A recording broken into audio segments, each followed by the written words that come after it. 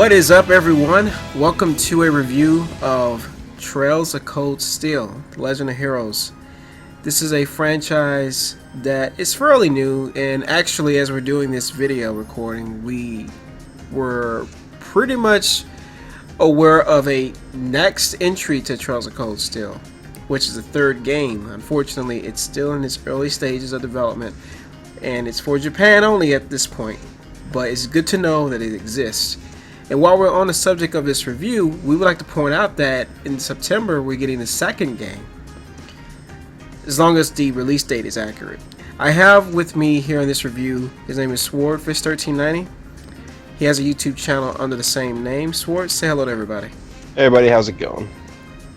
So this review is going to be done a little bit different. We're going to be going through more of a casual conversation of the game, but we are going to be talking about it in sections. So we're going to start with the story first of Trails of Cold Steel. One of the things I want to say about the story before we go into too much detail of it is that the story is a very heavy centric thing, and for us to really purely spoil anything about the story would be probably the biggest mistake to do. We really thought about how hard it would be to talk about the story in a way that gets our point across, how much we really liked the overall detail of it. And I think, with my personal opinion, the way we should go about doing a story is really giving you kind of the juicy bits of why you should play the game. I think the main reason I feel people will really like the storyline of this game is probably more of just the political aspect of Arabonia, and the fact that you go to this school, which is a Thor's Academy. You get to visit and go to different locales across the continent in Arabonia. And while you're doing these side quests, which are basically these projects you do in between your different exams, your practical exams, this is where really the brunt of the story takes place. I really kind of like the idea of you being a part of this political warfare kind of thing that's happening in the game, and you get to see all these different turmoils and sections around Arabonia that's getting affected by a lot of the craziness that's happening. For me, that I never really thought about it, but I actually like the political aspect of this game. Yeah, I would agree, because generally speaking, this is probably just me, but politically heavy storylines generally aren't my cup of tea. Like, I don't really find politics to be interesting. But the thing I like about Trails of Cold Steel is how it's not like really heavy-handed, and the thing is, when it's following its the politics aspect of its story, it's doing it in a way that it's easy to understand, but it doesn't feel like it's hand-holding you either. And the other thing too is that there's also a lot of supernatural elements in the story to keep things fresh. So you have the political heavy nature of the story, you have the mystery of the old schoolhouse, you have Reen's mysterious past, and you have all these different things, all these different elements that come together to weave a very complex and cohesive tale. So I do like the fact that the politics are easy to follow, but it doesn't feel like it's holding your hand at the same time. And unfortunately, this, as we mentioned before, this is the starting point of a trilogy, so of course the storyline is unfinished. We have many unanswered questions just kind of left open. But for what we do have, I think the story is probably one of the stronger aspects of the game. It's what acts as a pretty good driving force to make you want to play more. You want to know what's going to happen. You want to see what these characters are going to go through, what their trials and tribulations are going to be. Obviously, since it's only part 1 out of 3, not all the characters get fleshing out development that they should, but hopefully that'll be fixed in future sequels. But overall, yeah, the political nature of the story is told really well, and I just find it really engaging. It's definitely one of the strongest aspects of the game, I thought. Let me ask this question, since we're talking about the story as far as this is concerned. What set the deal for you liking the story of Trails of Cold Steel? Well, there were a lot of things going for it. I think definitely probably the best moments in the game were actually near the end, in the final hour of the game-ish, because I'm not going to say what it is, of course, is we have this really crazy plot twist at the end that, unfortunately I got spoiled by accident. I was so mad, but what's crazy was that even after it was revealed despite knowing what it was ahead of time, it still had an impact on me. Like, it was so emotional. I was like heartbroken. That's all I can say without giving anything away. I was like just crushed. I was like, no, why? But I do think that the best moments of the game were actually near the end. While, again, of course, the story was filled with standout moments and filled with great oomph moments that grab you. But I think the game's climax is really where the game just completely blew my mind to smithereens. And again, I don't want to say what it is. I don't want to give any spoilers, but that was probably my favorite moment, was actually near the end of the game, during the climax, before it had that really abrupt ending. I would say for myself, since I'll go back fairly early on in the game where I feel I can at least say something about it. The main character, Rean Schwarzer, is, in my opinion, probably an interesting character. He comes in and you don't know much about him. He meets a lot of the cast earlier on.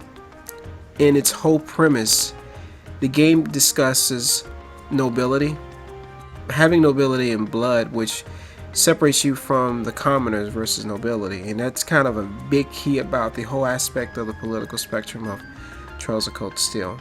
But I think what really hit it home to me was the fact that each and every character, whether it was Rean Schwarzer, whether it was Elliot, whether it was any of the cast in the game, they all had something to deliver in the story in context of their personal upbringings, whether they were something that you really wasn't expecting to happen, or whether it was something that has a lot to do with past incidents that affected them, their mental state of mind, or whatever the case may be. Every character's personality set each tone for each area you visited in the game. And even if some characters were not too much detailed on in this game, being that it is a trilogy, it does do a good job of giving the details that it needs to expand the story further. I remember a scene, it was probably the one where, I think you remember this one pretty well. It was the one where they go to the Highlands. You kind of get to see this huge world when you go on horseback riding. And it dawned on me, I was like, wow. The level of detail and quality in this game, where at one moment you're in a huge town, the next moment you're out on a horseback ride across the plains in the North Highlands. It's the level of detail in every aspect of Erebonia was probably the biggest highlight for me about playing this game, because you never knew what to expect next, and you just was sitting there, huge expectations, going into the game and just wanting to know what was going to happen next. And at that moment in time of me playing it, I remember just wanting to continue the story, because I was so engrossed into it, not just by the characters, not just by the political aspect of the game, but just the whole mystery behind it, the whole military aspect behind it, and everything about the game was just centered, in my honest opinion, very well. I don't know if you felt the same way about that as well. Yeah, I definitely got all those feelings when playing through it. It's just the world is so rich in lore and detail, and that's thanks to no small part to Xseed's fantastic localization. And that's the thing, is that all the characters feel so multi-layered, and even the most minor of NPCs, especially in the game's hub world, in Trista, they all have a personality and a small little story of their own to tell. And it's so meticulous and so well done that I gotta give the writers like just my honest applause for being so rich in detail and creating this really interesting world, and just how all these plot elements come together into this big, great package. It just makes the story really worth getting invested in. It's just really well done. Now, I do want to point out a complaint, though, and I just want to say this is by no means a game breaker, and that the problem with the story, it lies in the structure, because the game is chapter-based, and most of the chapters play out the same way. So you start the chapter, do your student's household task, explore the old schoolhouse, practical exam, field study, and rinse and repeat throughout most of the game. It gets kind of tiresome after a while. The repetitive chapter structure. But the thing is, the chapters themselves have such engaging subplots, and not only that, they also move the main plot along within the chapter. So it's kind of like we have a multiple story thing going on. So I can forgive the repetitive structure just because of how well written the game generally is. You know, I have to actually agree with you, because I think I brought this up once before after I beaten the game recently. And I do feel that it does kind of take away from the experience of the story just a little bit, because you kind of have an idea what's going to happen. It's that wash, rinse, and repeat process. So I do feel in that respect for the story, if you don't like kind of that structure, because I will forewarn you that, as Sword mentioned, the structure is completely there. You have to keep that context in mind. But other than that, if you can get aside that, you're going to have a fun ride when it comes to the story. Now I gotta ask, Sword, who's your favorite character out of all of them? Sharon. Best girl. I figured you was going to say that. Best character. That's another great plus about this game, is that the characters are so colorful and charming.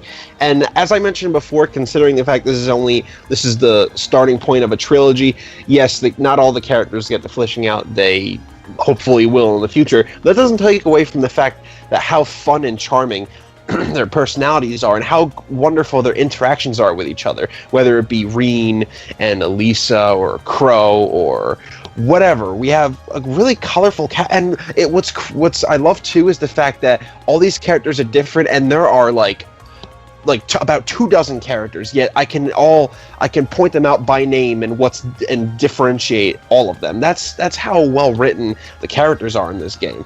But yeah, Sharon, best girl. Yeah, I would say my favorite character. You know what, man? I'm gonna have to say Reen. And the reason I say that is I feel like his character's balanced. He's a balanced character. He's not overly adventurous, but he's not too boring. He can be pretty equal and neutral with everyone. And he's a leader, and he's someone that everyone can look up to, whether he likes to be a leader or not. Because, you know, in the very beginning, he was, I don't know why people want to make me out to be a leader. But, you know, he had the kind of that arrogance at first. But yes, that's pretty much how I feel about it. But yeah, overall, the story was just quite superb. I also want to give mention to the villains in the game. I'm not gonna spoil any revelations or anything, but I also think that the villains in the game are actually pretty well done. They all have, that's the thing. They're not just Saturday morning cartoon villains whoa, I want to destroy the world and do all these evil things. No, they all have depth to them.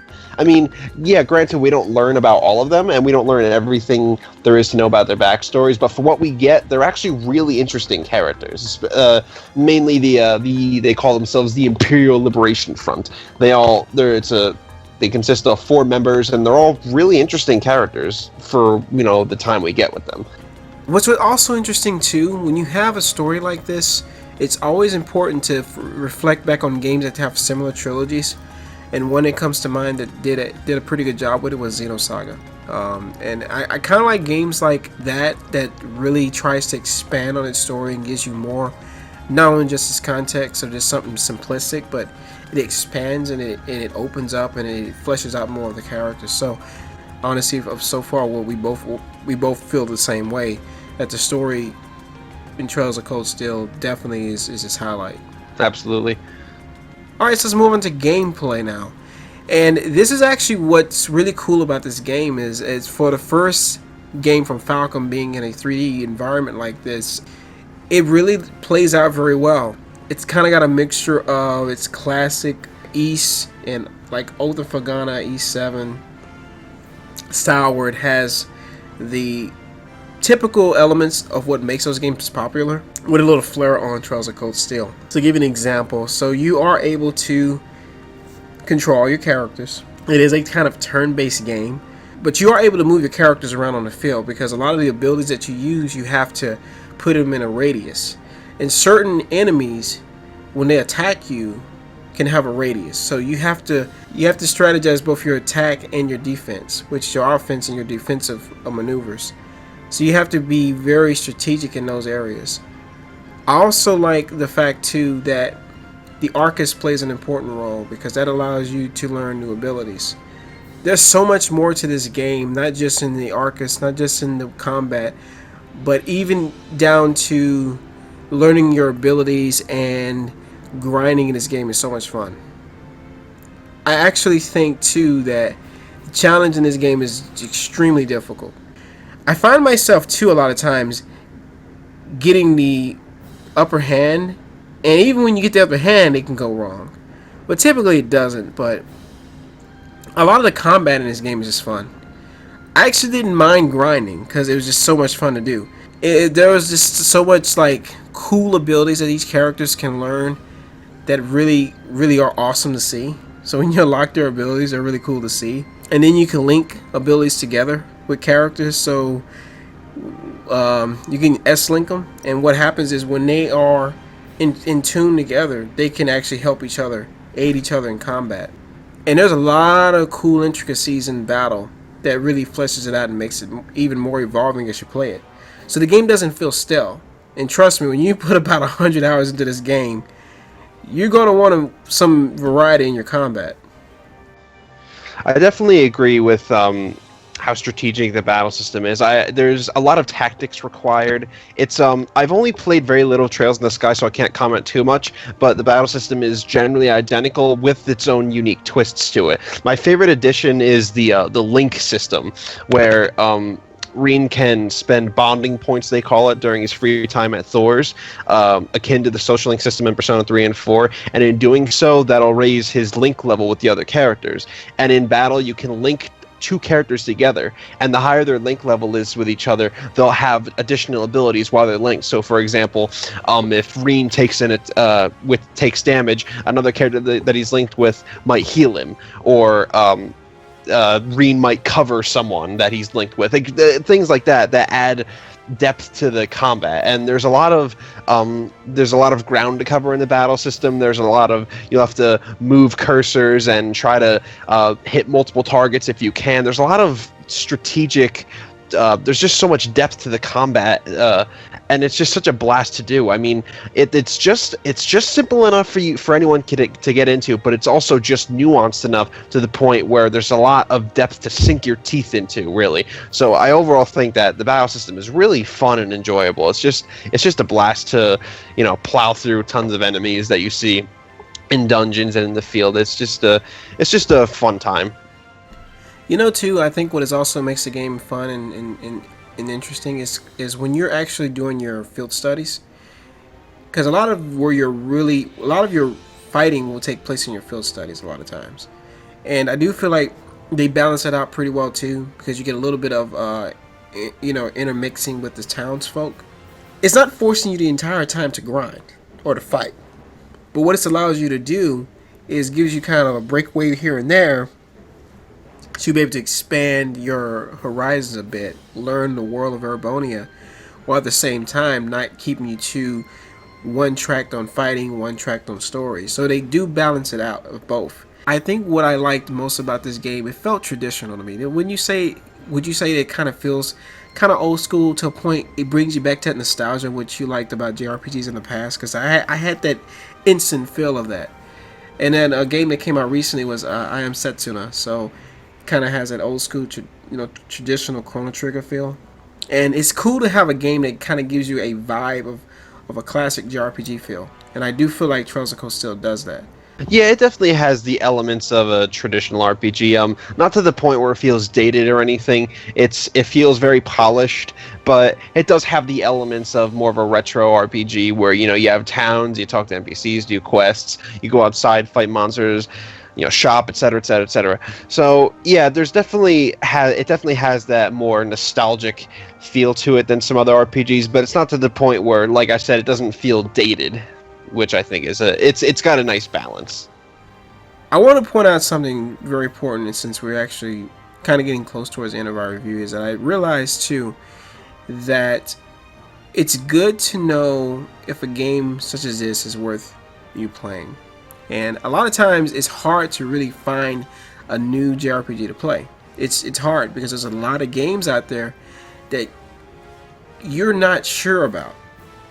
And now we're talking about a game that's on the PlayStation 3, and most people have moved on to the PS4. So Sword, let's put it like this for the viewers.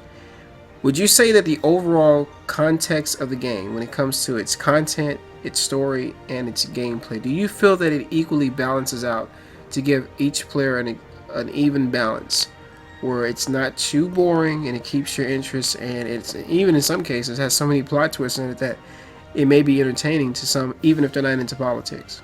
I definitely think there's a good balance between all these different things. It doesn't feel like it's, well, it can feel kind of text heavy at times, but not to the point where it's like a Xenosaga game where you're watching a cutscene for 20 minutes. That's not that bad. But there's enough meat in the story. There are enough cutscenes in it to make you want to see what's going to happen next in the plot. And, just when you start to get bored of the story, bam, it's time to play the game, and it's time to fight some enemies, and then just when you get bored of that, bam, more cutscenes. So it just, by the time you get bored of doing one thing, it's time to move on to the next thing. I do think that the balance is really well done.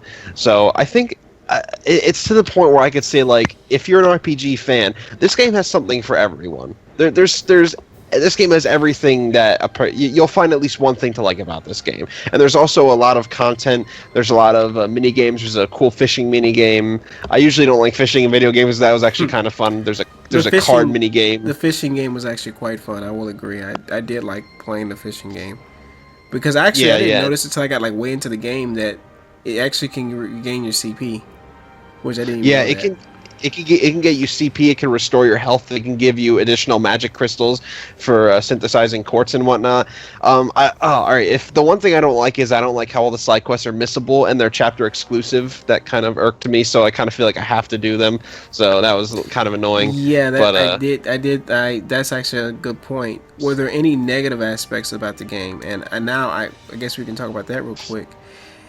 The only negative I have with Trails of Cold Steel would be that I do feel in certain areas they can drag on a little bit. But like you said, it's more of a nitpick than it is actually a complaint. And I think because the game balances everything out, it doesn't feel like a chore. I didn't really have any overall complaints with the game. I do have one other nitpick. This is actually the voice acting side of it. Sometimes the main character is voiced and in very important scenes, and sometimes when the other characters are voiced, the main character is not. It's a weird anomaly to me how they did that. While I understand why they did it, maybe for budget reasons, it does feel awkward that sometimes he can talk and he's voiced and sometimes he's not. I don't know if that ever bothered you when you played the game.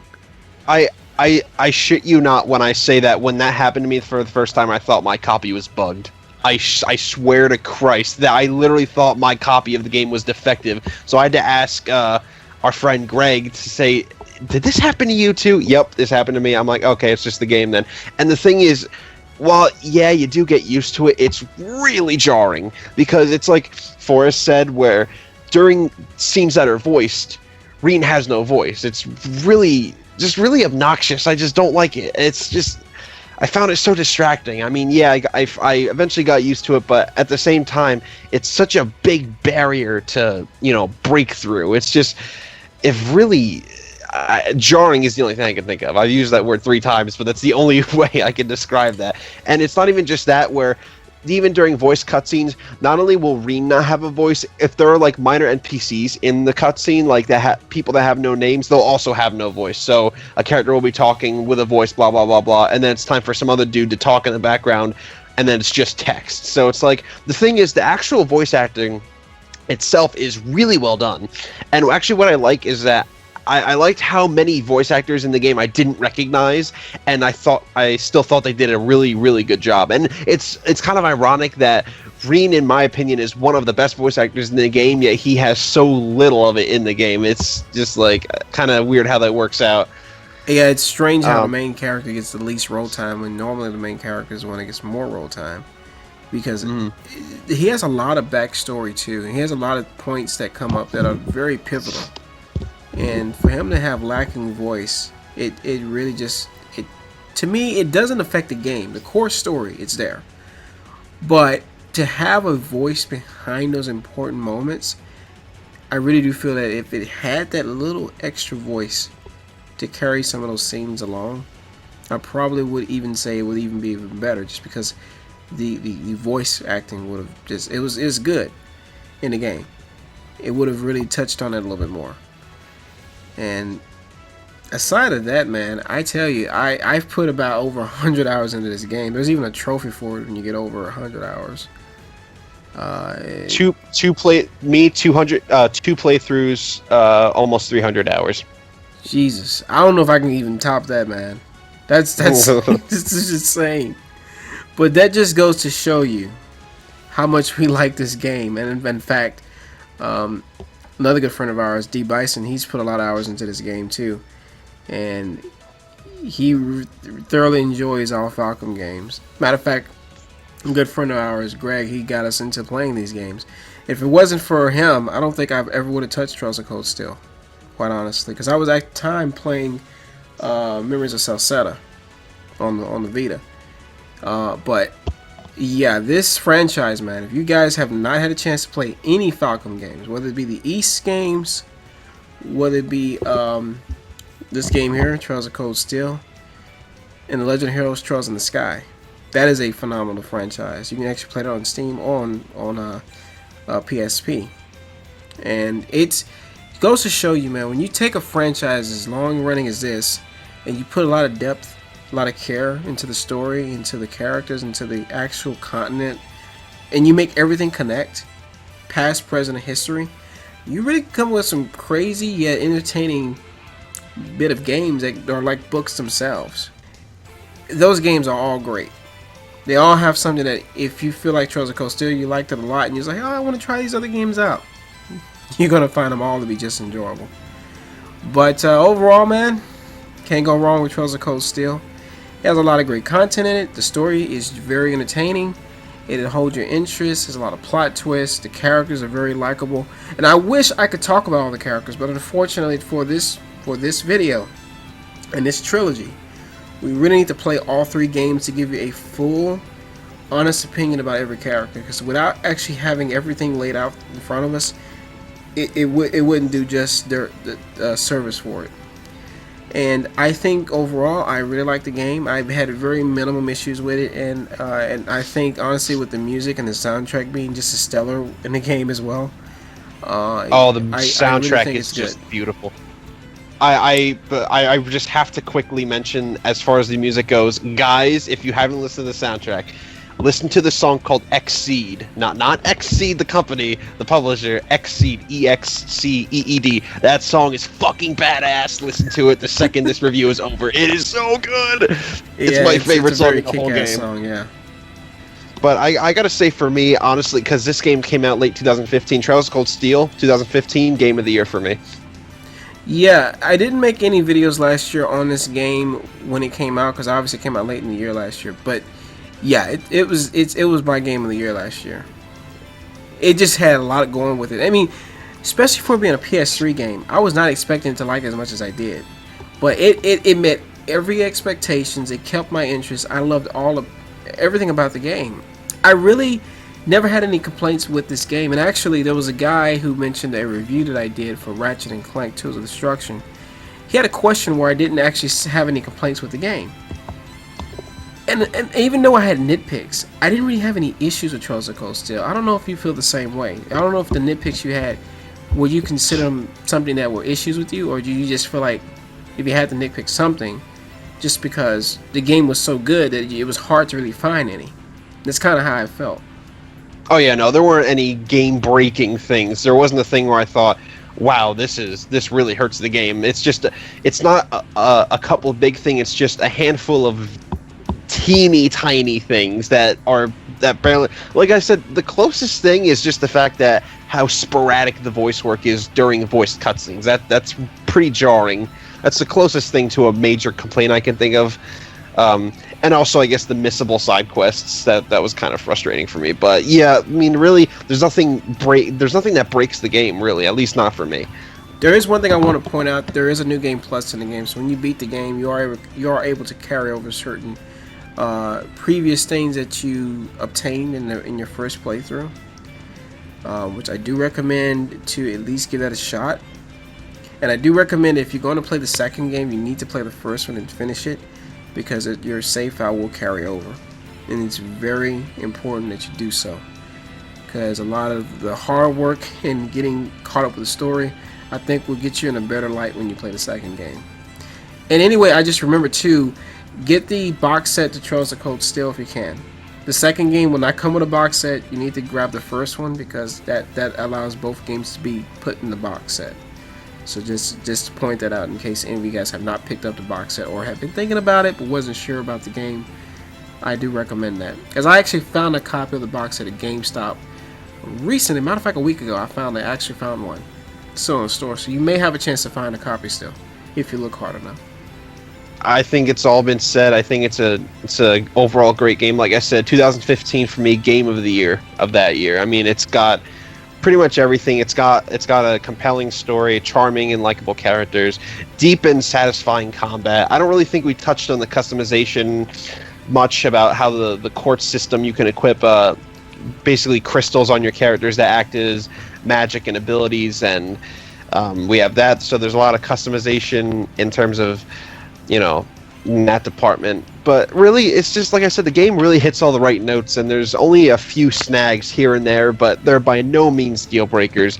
And like we said earlier in the review, considering the fact that Cold Steel 2 is coming out in just a couple months, if you haven't played Cold Steel 1, just play it now. It's going to take you over 70 hours to beat anyway, so by the time you beat it, Cold Steel 2 will be just right around the corner. So no sense in even waiting at this point. So overall, buy the game ASAP. You won't regret it. Yep, I agree with that. And with that, guys, thanks for joining us here on this review of Trails of Cold Steel. This will be filed under the Let's Talk edition of this particular review. I'm Forrest, along with SwordFish1390. Thanks again for joining me here, Sword. He does have a YouTube channel under the same name. I will leave a link in the description. Thanks guys for joining me here on the review, and I will talk to you guys in my next video.